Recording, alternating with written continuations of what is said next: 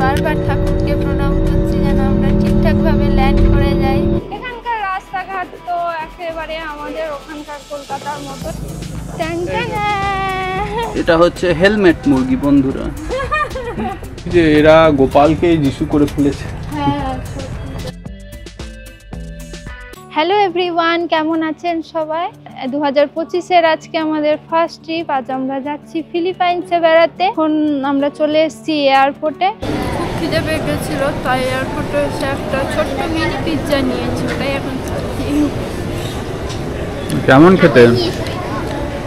আজ এয়ারপোর্ট পৌঁছাতে একটু দেরি হয়ে গেল, আর আধ ঘন্টা পরে চেক ইনও বন্ধ হয়ে যাবে, তাই ঝটপট এই অটোমেটিক মেশিন থেকে বোর্ডিং পাস দুটো বের করে নিই। এখন তো 11:30 বাজলো, আর খিদেও তো পেয়ে আছে আমাদের। তো বাড়ির থেকে যেহেতু কয়েকদিন এখন বাইরে খাওয়া হবে, তাই বাড়ির থেকেই খাবারটা এনেছি হচ্ছে এই ফ্রাইড রাইস, তার সাথে আছে চিলি চিকেন। খাওয়া দাওয়া শেষ হতে না হতেই বোর্ডিংও শুরু হয়ে গেছে, আর আজ আমরাই বোধহয় সবার শেষে।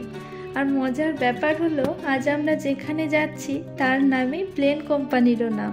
এতদিন প্লেনে ওঠার মধ্যে আজকে প্রথম আমার একটু ভয় করছে, সত্যি ওই কাজাকিস্তানের প্লেন দুর্ঘটনা, তারপর আরো একটা কোথাকার সব পর হলো, দিয়ে আমার কেন জানি না একটু ভয় করছে। তাই আমি বারবার ঠাকুরকে প্রণাম করছি যেন আমরা ঠিকঠাকভাবে ল্যান্ড করে যাই।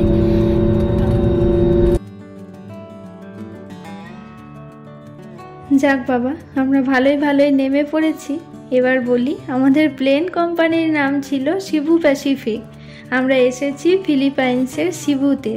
Welcome to সিবু। আমাদের আসতে 3.25 ঘন্টা মতো লেগেছে, তবে আজ আমি ভয়ে আর ঘুমাতে পারিনি। যাই হোক, আমাদের ইমিগ্রেশন কাস্টম হয়ে গেল, আর এই ট্রাভেলের পোর্টালে গিয়ে ফর্মটা ফিল আপ করে রাখলে খুব সহজেই এগুলো ক্লিয়ার হয়ে যাবে। ফিলিপাইন্সের ভিসা ট্যুর প্ল্যান নিয়ে পরে একটা ভিডিও বানিয়ে দেব, যাতে আপনাদের কোনো অসুবিধা না হয়। আমাদের গ্র্যাব বুক করা হয়ে গেছে, আর ওই 2 মিনিটের মধ্যে আসবে। তো এখান থেকে কতক্ষণ গো হোটেলটা? আর ওই যে আমাদের লাল কালারের গাড়িটা চলে এসেছে। হোটেলে পৌঁছে গেছি, আর এভাবেই আমাদের 2024-এর শুরুটা হয়েছিল থাইল্যান্ড দিয়ে, আর 2025-এর শুরুটা হলো ফিলিপাইন্স দিয়ে। দেখা যাক এবছর আর কোথায় যাওয়া হয়। আমরা এয়ারপোর্টের কাছে একদম হোটেলে চেক ইন করে নিয়েছি, আর এই হোটেলটা আমরা ওই তো একবেলার জন্য বুক করেছিলাম। আমাদের সিবু যে মেন সিটি, সেখানে আমাদের হোটেল বাকি দিনগুলোর জন্য বুক করা আছে, তাই এই খানিকক্ষণের জন্য একটু ঘুমানোর জন্য, রেস্ট নেওয়ার জন্য এই হোটেলটা বুক করা হয়েছিল। খুবই অল্প টাকার মধ্যে, কিন্তু হোটেলটা আর কি কম টাকার মধ্যে খুব পরিষ্কার পরিচ্ছন্ন, ভালো। সকাল 6টা বেজে গেল, এবার আমরা একটু ফ্রেশ হয়ে ঘুমিয়ে নিই। Hello everyone, good morning. আর ফিলিপিন্স ট্রিপের আজ আমাদের প্রথম দিন। আমরা তো সিবুতে ভোর নেমেছিলাম, তারপর এই হোটেলে চেক ইন করেছিলাম ভোর 6টার সময়। তো এখন আমরা 12টা মতো বাজে, আমরা এবার এই হোটেল থেকে চেক আউট করবো। আমরা রেডিও হয়ে গেছি, কারণ আমাদের যে সিবু সিটি সেন্টারে যে মেন হোটেল বুক করা আছে, ওখানে গিয়ে ব্যাগপত্র রেখে আমরা বেরোবো। দেখুন, সিবু শহরের রাস্তাঘাট, গাড়ি ঘোড়া, ঠিক যেন মনে হচ্ছে আমাদের ভারতবর্ষ। দুপুরের খাবার খেতে চলে এসেছি ম্যাকডোনাল্ডসে। এদের আবার দেখছি সব মিলের সাথেই ভাত রয়েছে, তবে এদেশের ভাত আবার কেমন হবে কে জানে। আমরা নর্মাল বার্গার, ফ্রেঞ্চ ফ্রাইজই নিয়েছি। ও বাবা, এদের ড্রাইভার সিটটা দেখুন বাঁদিকে। আমি তো এই প্রথমই দেখলাম এরকম। এয়ারপোর্টটা তো মাকটান আইল্যান্ডে ছিল, এবার আমরা সমুদ্রের ওপরে ব্রিজটা পেরিয়ে চললাম সিবু আইল্যান্ডে।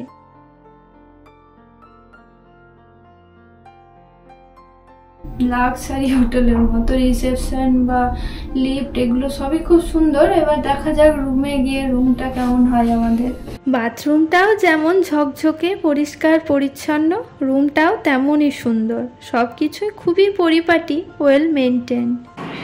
এই তো আমরা রেডি হয়ে বেরিয়ে পড়েছি, আর এখন বাজে এখানে 3:30 মতো, যদিও সিঙ্গাপুর আর ফিলিপিন্সের টাইম একই। আর আজকে আমরা সিবু শহরটা একটু যেগুলো এখানকার টুরিস্ট অ্যাট্রাকশন সেগুলোই একটু ঘুরে দেখব। এখানকার রাস্তাঘাট তো একেবারে আমাদের ওখানকার কলকাতার মতোই, কলকাতা বলবো না, আমাদের সিউড়ির মতোই, আলাদা তেমন কিছু লাগছে না। এবার বড় শহর যেহেতু একটু বড় বড় বিল্ডিং আছে, তাছাড়া রাস্তাঘাট গাড়ি ঘোড়া মানুষজন সবই মোটামুটি আমাদের দেশের মতো। আমরা চলে এসেছি শিবুর মেন টুরিস্ট স্পটে। এই পুরো চত্বরটা দেখুন, এত লোকজন থাকার সত্ত্বেও কেমন পরিষ্কার, কোথাও কোনো পলিথিন বা নোংরা পড়ে নেই। এখানে আসার পথেও দেখলাম রাস্তাঘাট বেশ পরিষ্কার পরিচ্ছন্ন। যাই হোক, এবার বলি সামনের এই ছোট্ট ঘরটার কাহিনী। আমাদের দেশে যেমন ব্রিটিশরা এসেছিল, তেমনি ফিলিপিন্সে এসেছিল স্প্যানিশরা। আর স্প্যানিশরা এসে খ্রিস্ট ধর্ম প্রচার শুরু করে এই জায়গা থেকে। তারই প্রতীক হিসাবে 1521 সালে এই বিশাল ক্রসটা স্থাপন করা হয়েছিল। সিলিংটা দেখতে কি সুন্দর লাগছে দেখুন।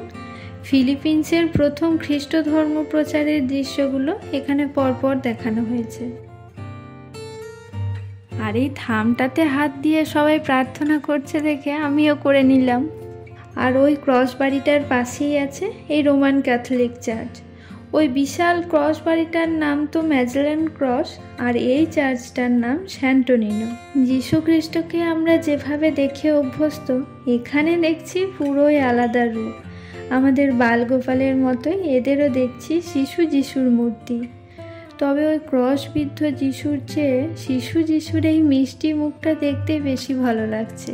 এই চার্চে ঢোকার জন্য আবার ড্রেস কোডও আছে।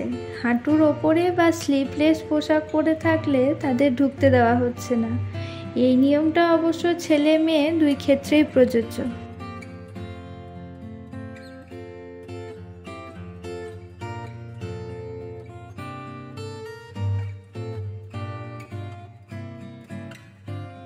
চার্চের ভিতর এখন প্রার্থনা চলছে, তাই কিছুক্ষণ আমরা দাঁড়িয়ে দেখার পর চার্চের মধ্যেই এই ছোট্ট বাগানটায় এসে বসেছি।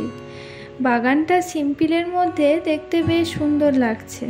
এই যে আমরা আরও একটা চার্চে চলে এসেছি, এটাও বহু পুরনো আমলের। এখানে যখন স্প্যানিশদের রাজত্ব চলেছিল সেই সময়কার এটাও একটা বহু পুরনো একটা চার্চ। হ্যাঁ, আর এই দিকটা এখন পুরোটাই রেনোভেশন হচ্ছে, কাজ চলছে, সেই জন্য পুরো ঢাকা আছে। এবার ভিতরে গিয়ে দেখি কিরকম কি ব্যাপার।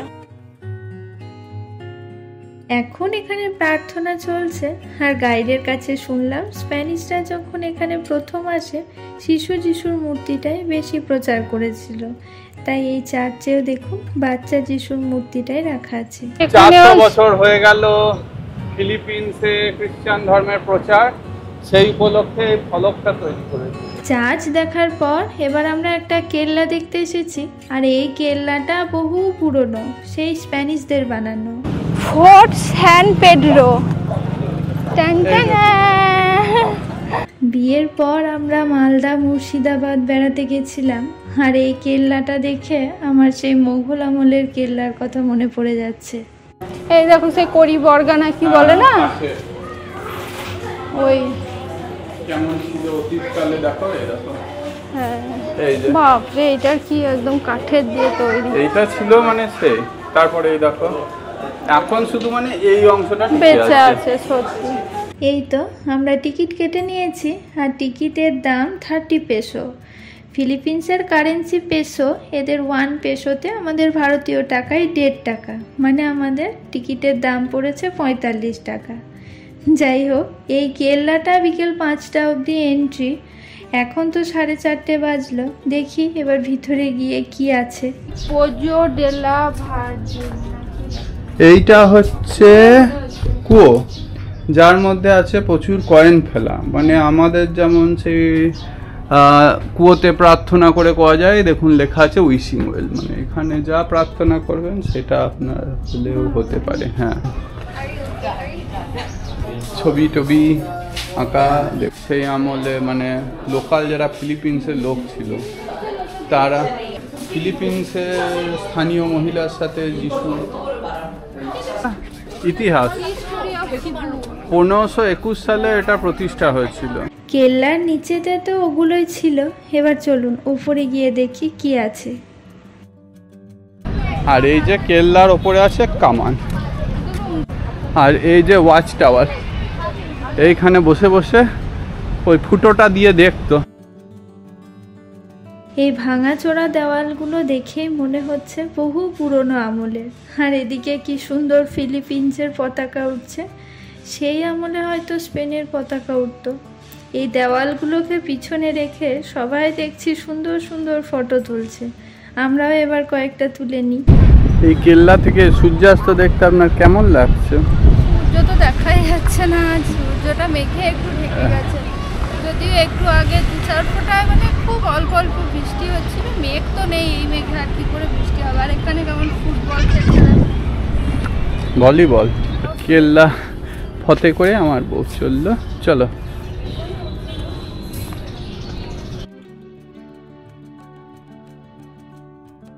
স্যান প্যাড্রো কেল্লা থেকে আমরা হাঁটতে হাঁটতে চলে এসেছি হেরিটেজ অফ শিবু মনুমেন্টে। আজকে যে জায়গাগুলো দেখলাম সবই কাছাকাছি, হেঁটেই দেখা যাবে। আর এই যে মনুমেন্টটা দেখছেন, এটাতে শিবু শহরের পুরো ইতিহাসটাই তুলে ধরা হয়েছে। স্প্যানিশরা আসার আগে এদের জীবনযাপন কেমন ছিল, জীবিকা নির্বাহ কিভাবে করত, তারপরে জাহাজে করে স্প্যানিশদের আগমন, এরপর এখানকার রাজার সাথে স্প্যানিশদের যুদ্ধ, খ্রিস্ট ধর্মের প্রচার, ফিলিপিন্সের স্বাধীনতা লাভ। আর এই যে সব শেষে বসে আছেন ফিলিপিন্সের ৩য় রাষ্ট্রপতি। ফিলিপিন্সের উন্নতিতে নাকি তার ভূমিকা অনেকটাই রয়েছে। এসবই পরপর এখানে দেখানো হয়েছে।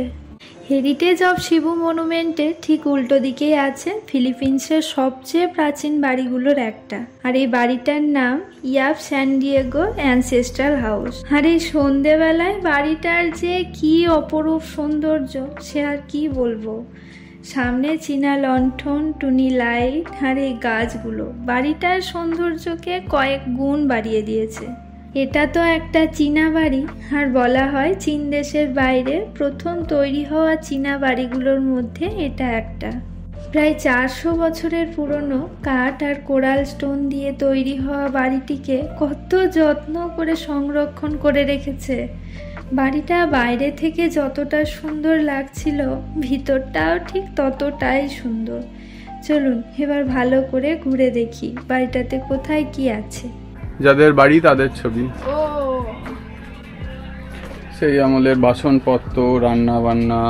শিশু যিশু শুয়ে আছে, মানে এখানে জাস্ট বুঝছি যে এরা গোপালকে যিশু করে ফেলেছে। এই আমলে মানুষ এই রকম টেবিল চেয়ারে বসে খেত, আলোর সিস্টেমটা ছিল ওপর দিকে, আর এই রকম চারিধারে খোলা হাওয়া বাতাস, এইখানে বাসনপত্র রাখা থাকতো। আর আরাম কেদারা অনেকটা আমাদের আরাম কেদারার মতোই দেখতে। এবার আমরা দেখব এদের মুরগি পালন। এই ঘরেরই এক প্রান্তে এদের হতো। আর এই যে খেয়াল করা যে নানা রকম ঘরের মাঝখানটা, ছাদটা কিন্তু এইরকম খোলা। আমরা যে জাতের মুরগি চিনি, এটা হচ্ছে হেলমেট মুরগি বন্ধুরা।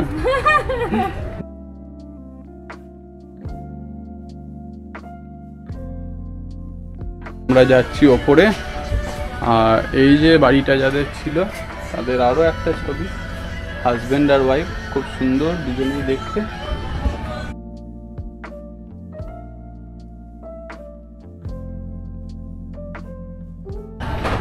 আর এই যে পরিবারের ছবি, কীরকম দেখতে হয় ফিলিপিন্সের মানুষজন।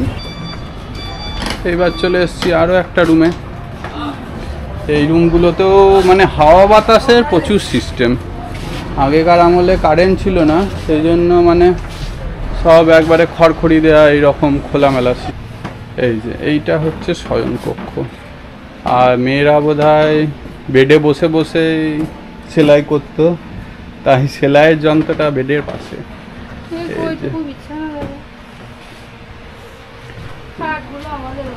আজকের মতো ঘোরাঘুরি শেষ করে কালকে ঘোরার বন্দোবস্ত করতে গিয়ে আমরা একটু সমস্যার মধ্যে পড়েছিলাম। তা সেসব হোটেলে ফিরে বলছি, আগে খেয়ে নিই, প্রচণ্ড খিদে পেয়েছে। আশেপাশে তেমন ইন্ডিয়ান রেস্টুরেন্ট পাইনি, তাই আবার ম্যাকডোনাল্ডসে এসেছি। খেয়ে দিয়ে হোটেলে চলে এসেছি। এবার চলুন ওপরে গিয়ে আজকে আমাদের সন্ধ্যের ঘটনাটা বলি।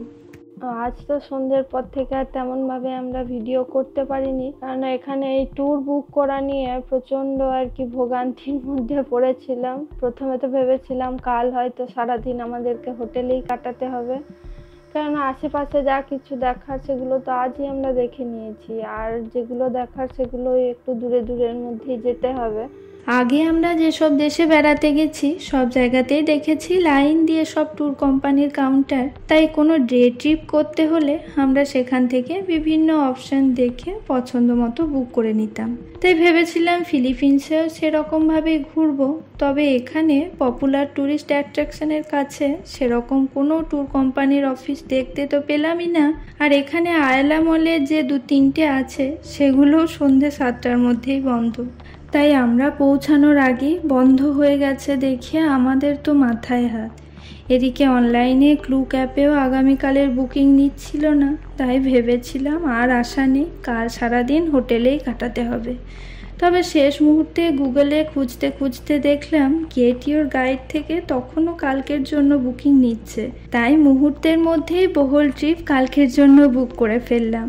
কাল ভোর ভোর উঠে বহল যাব আমরা। আজকের মতো ভিডিওটা তাহলে এখানেই শেষ করছি। ভালো লাগলে একটা লাইক করে চ্যানেলটাকে সাবস্ক্রাইব করে দেবেন। Bye bye.